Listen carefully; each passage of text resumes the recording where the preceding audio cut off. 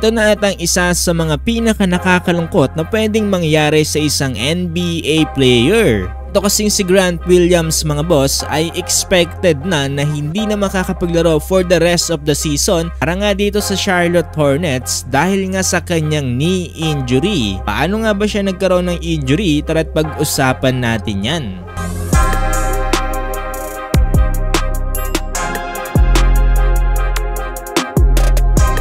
Pero bago yan mga boss ay pag-usapan muna natin yung naging laban dito kanina ng Washington Wizards kontra nga dito sa Indiana Pacers. During 4th quarter kasi mga boss, last 1 minute na lang yung natitira dito sa oras at lamang nga dito ang Indiana Pacers 113-103.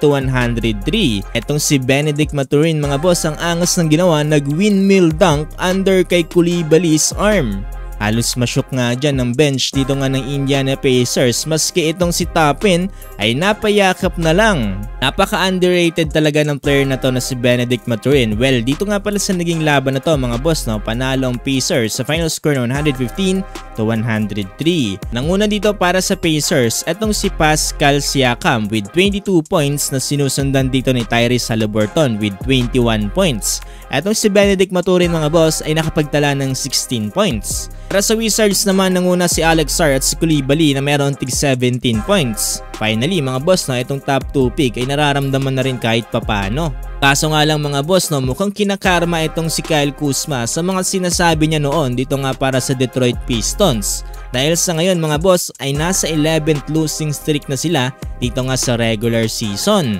Nako po, no, mahirap talaga magsalita ng mga bagay na pwedeng mangyari sa'yo. Nabi ba naman kasi ni Kyle Kuzma nito nakarang season, at this point it's like don't be that team. Kung malaking sampal talaga to, no, para sa kanya. So dito na tayo mga boss patungkol kay Grant Williams. During kasi sa liging laban nila kontra nga dito sa Milwaukee Bucks ay nagkaroon kasi ng unnecessary play dito si Grant Williams. Paano ba naman kasi mga boss, no, akala pa ng mga commentator dito ay nagpa-flop etong si Grant Williams. Pero yung pinanood nga nila dito yung replay ay kaagad naman nilang binawi yung mga sinabi nila.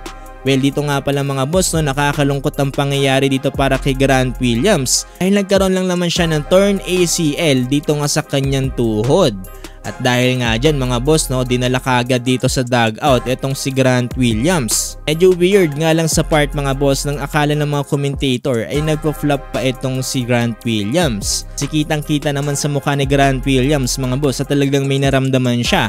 Actually, nadala pa nga siya ng adrenaline rush dahil tumayo kagad siya mga boss yung naramdaman niya itong sakit na to. Dahil dyan mga boss ay mukhang hindi na nga makakapaglaro for the rest of the season etong si Grant Williams. Medyo nakakalungkot din niya na part para nga dito sa Charlotte Hornets kung saan sinusubukan pang mag-recover this regular season.